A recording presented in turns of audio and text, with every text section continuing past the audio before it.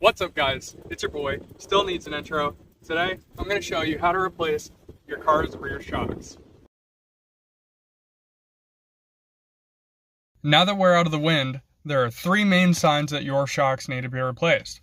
First off, if/when you go over a bump and it feels like the whole rear end of your car is about to fall apart because it's clattering and clunking, it's probably time to replace your shocks.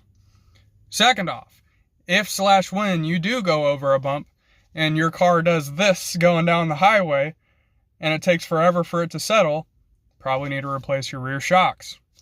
Third off, if your car looks like this, or this, you probably need to replace your rear shocks. So let's pull it into the shop and I'll show you how to do it. Now I have the luxury of using a lift, but you're perfectly capable of just doing this at home with a jack and jack stands. But after you get your lug nuts loosened, you're going to go ahead and put the back wheels in the air. And then once you have it in the air, you go ahead and take your wheel off.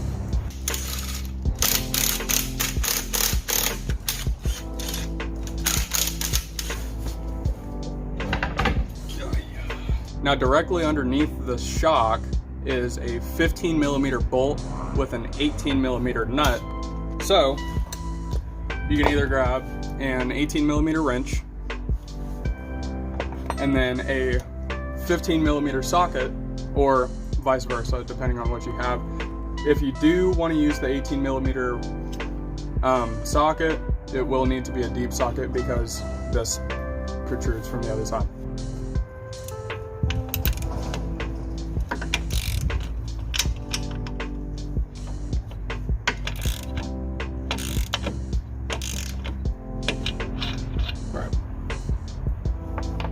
Then after you get that taken care of, you will need to wait before you take this out because you need to undo the top bolts. That way you can decompress the shock and take this one out. Because for now, it's stuck because the shock is under load.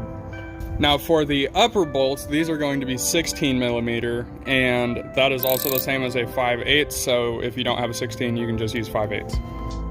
They're like 3 inches long. Like there's no reason for them to be that long.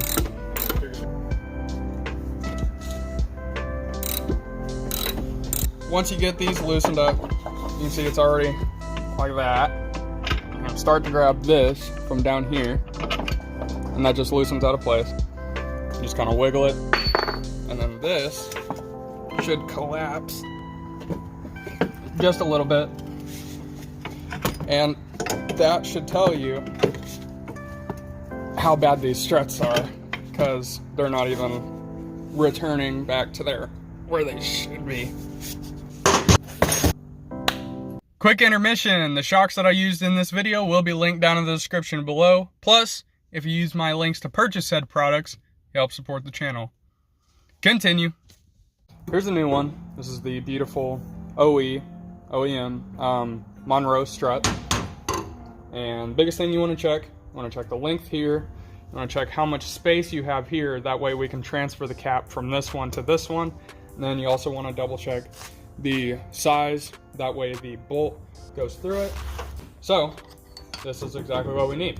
Now in order to get the cap off, you're going to take the pliers here and you're going to lock them in place on this.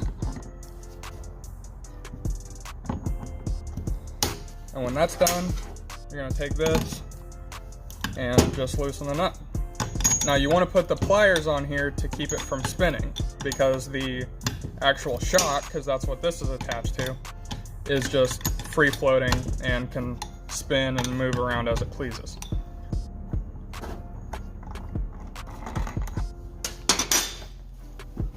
So when you get that off, slide that out, we'll grab our new shock, put the cap on, slides right over the end. We have plenty of thread.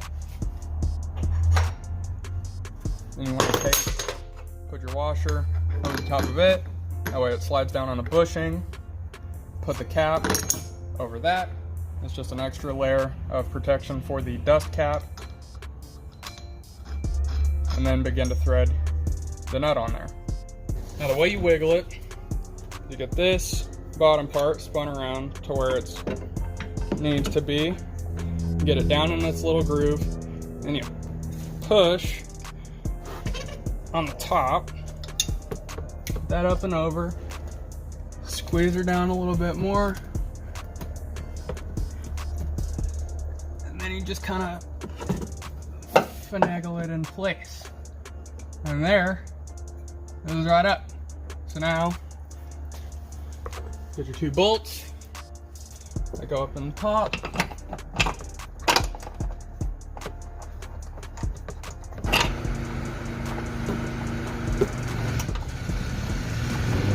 Now you can get your 5/8 or 16 mil socket and just run it down the rest of the way.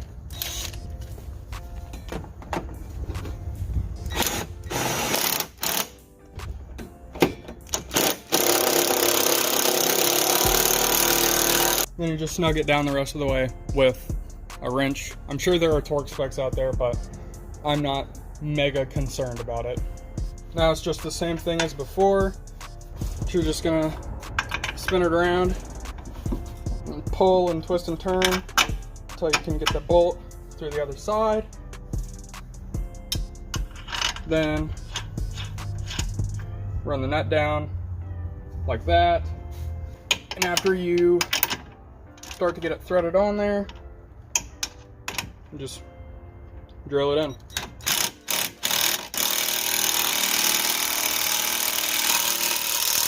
Then you just tighten her the rest of the way with the socket.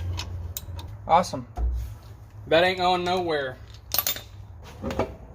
We got her done. Look at how much clearance we have now. That's like way more than it was before, and you can see like the tire wear is pretty bad on it.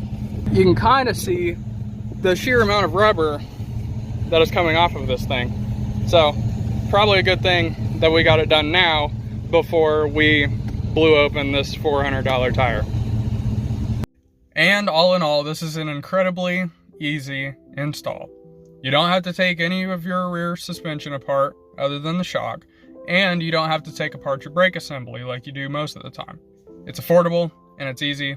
You can do it with common hand tools. Now, if you found this video helpful, or at least entertaining, please be sure to drop a like and share it with your friends. If you'd consider subscribing, click over here. If you want to see what YouTube recommends you watch next, click over here.